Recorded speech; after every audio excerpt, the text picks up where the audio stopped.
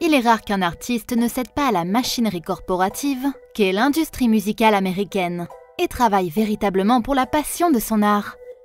L'un de ces génies qui s'est fait un nom au cours de la dernière décennie est Christopher Edwin Breau, désormais connu sous le nom de Frank Ocean. Il a changé de nom en 2010 lorsqu'il a décroché un gros contrat d'enregistrement. On sait qu'un artiste est vraiment bon quand tout le monde, de Beyoncé à Kenny, veut travailler avec lui. Salut à tous et bienvenue sur la chaîne qui vous dévoile la face cachée de vos célébrités. Aujourd'hui, nous nous plongeons dans l'intimité de Frank Ocean. Mais avant de commencer, n'oubliez pas de liker la vidéo pour nous encourager. Et si vous êtes nouveau sur la chaîne, alors abonnez-vous et activez la cloche de notification pour ne manquer aucune de nos prochaines vidéos. Les coulisses du succès. Le récit des débuts modestes de Frank Ocean montre bien qu'il travaille dur et suit sa passion. En 2009, il avait 11 emplois pour subvenir aux besoins de sa famille, tout en écrivant pour d'autres artistes. Au lieu de reprendre des chansons pour attirer l'attention d'un grand label, il s'efforçait de se créer une réputation de musicien et d'auteur-compositeur sérieux. Son expérience du travail derrière la caméra lui a montré le côté de l'industrie auquel de nombreux chanteurs n'ont pas accès. Son talent était indéniable, même lorsqu'il était auteur, puisqu'il a écrit pour de grands noms comme Justin Bieber, John Legend et Brandy. Son travail l'a toujours mis en valeur. Il n'avait pas besoin de se mettre en avant. Contrat d'enregistrement. En 2010, il signe avec Def Jam Iceland pour son premier album studio. Bien qu'il ne soit pas novice dans les rouages de l'industrie, puisqu'il avait déjà travaillé à l'écriture, il n'était pas prêt pour l'attitude de la direction. Autant il était là pour l'art, autant d'autres ne l'étaient pas. Après avoir signé, il s'est vite rendu compte de l'intention du label, qui n'était pas à fournir les ressources nécessaires pour le type d'album qu'il voulait produire. Au lieu de faire des compromis sur sa vision, il a autofinancé sa première mixtape, Nostalgia Ultra. Il l'a fait si discrètement que même son label n'en a pas eu connaissance, et l'album est sorti gratuitement en 2011. Il a ensuite acquis un tel statut culte parmi les fans qu'ils ont reproché à Def Jam Iceland de ne pas soutenir un tel talent. Finalement, ils ont compensé Ocean et lui ont donné la liberté de création pour son premier album studio complet, Channel Orange. Confession sur sa sexualité. Ocean est toujours resté une énigme pour ses fans. Il ne s'emballe pas lorsqu'il s'agit de faire de la promotion. C'est pourquoi chaque fois qu'il s'exprime, il retient l'attention de tous. Car les gens savent qu'il dit la vérité et ne se contentent pas de répéter ce qu'il a déjà dit. Juste avant la sortie de son premier album, Ocean a fait quelque chose qu'aucun nouvel artiste hip-hop n'aurait jamais pu envisager de faire. Et ce, à un moment aussi sensible. Ocean a fait son coming out en tant que gay. Il a raconté comment il était tombé amoureux d'un homme et comment cela avait inspiré son premier single, Thinking About You. Son audace et son honnêteté ont été appréciés par ses vrais fans, mais il a aussi reçu des réactions négatives. Certains ont même dit qu'ils allaient boycotter la chanson. Mais s'ils pensaient que Frank se souciait de leur opinion, ils ne le connaissaient pas du tout. Comme l'artiste qu'il est, il ne l'a pas révélé dans un talk-show avec un animateur trop enthousiaste. Il a fait ce qu'il fait le mieux. Il a partagé ses sentiments dans une note de remerciement émouvante, où il ne s'est pas contenté de dire ces 3 mots, mais a poétiquement partagé sa vérité avec un de ses fans qui comprend son lyrisme.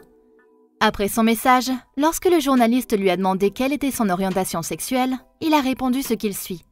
Je dirais respectueusement que la vie est dynamique et qu'elle s'accompagne d'expériences dynamiques. Et le même sentiment que j'ai à l'égard des genres musicaux, je l'ai à l'égard de beaucoup de labels et des personnes. La guerre de l'autorité. Ce n'est un secret pour personne. Les grandes entreprises médiatiques se moquent généralement de l'expression créative et ne considèrent les artistes que comme une machine à gagner de l'argent. Même les stars de Disney devenues pop stars se sont plaintes du traitement d'usine dont la musique et l'image sont toutes deux contrôlées par ces gens. Alors comment était-il possible que Frank ne soit pas confronté à un tel problème? Surtout quand il est déjà bien au-dessus des classements des pop charts. Il avait déjà parlé de leurs différences créatives et de leur manque d'intérêt pour le genre de travail qu'ils voulaient faire. Mais ce sont eux qui n'ont jamais hésité à faire d'énormes profits sur quelque chose qu'il a fait avec sa propre vision, et parfois avec ses propres fonds. À propos de sa séparation avec Def Jam Iceland, Ocean, qui est connu pour son aversion pour la presse, a déclaré au New York Times: « Cela a commencé à me peser. J'étais responsable des mouvements qui avaient fait mon succès, mais que je ne récoltais pas la part du lion des bénéfices et c'était problématique pour moi. » Opinion sur les récompenses. Il existe 2 types d'artistes. L'un dont l'ego est satisfait après avoir remporté des prix et gagné des centaines de millions, et l'autre qui est heureux en ne faisant aucun compromis sur sa moralité et en conservant un groupe de fans fidèles. Vous pouvez facilement dire à quel type appartient Ocean. Avec une personnalité comme la sienne, il n'est pas étonnant que les récompenses ne l'excitent pas beaucoup. Ces derniers temps, la réputation de Grammy n'est déjà pas très bonne. Cela ressort clairement de la déclaration qu'Ocean a faite à un magazine. Il ne pense pas que les récompenses valident son art, car elles ne représentent généralement pas bien son peuple. Comme se produire au VMA, être sélectionné pour se produire au Grammy, le fait de dire oui à ces choses a beaucoup à voir avec ce que je ressentais avant d'être dans le métier. Je voulais simplement côtoyer ces gens et être vu dans ces endroits. Mais j'étais toujours réticent et sceptique à l'égard de ces événements, parce que je me demandais si j'étais prêt ou non. A-t-il déclaré au NYT, ajoutant à propos des Grammys en particulier. Cette institution a certainement une importance indéniable. C'est juste qu'elle ne semble pas représenter très bien les gens qui viennent d'où je viens, et qui tiennent à ce à quoi je tiens. Artistes indépendants. Les gens comme Ocean restent toujours des artistes indépendants dans l'âme, car ils ne s'intègrent pas bien dans l'environnement musical des entreprises. Frank n'a pas seulement dit que l'artiste connaît le mieux son art, il l'a prouvé. Alors qu'il était déjà connu qu'il n'aimait pas être sous contrat avec Def Jam Iceland, juste après sa dernière sortie avec eux, il a fait quelque chose d'imprévisible. Cela a été un choc encore plus grand pour les gens que son coming out. Dès qu'il a sorti son dernier album Endless avec eux, il a également sorti son propre album indépendant sur lequel il avait secrètement travaillé, intitulé Blonde. Ils ont fait de leur mieux pour tirer le meilleur parti de son dernier album en le rendant très peu disponible. Il ne pouvait même pas être écouté en streaming en raison de leur accord avec Apple. Blonde a éclipsé Endless et s'est retrouvé directement à la première place.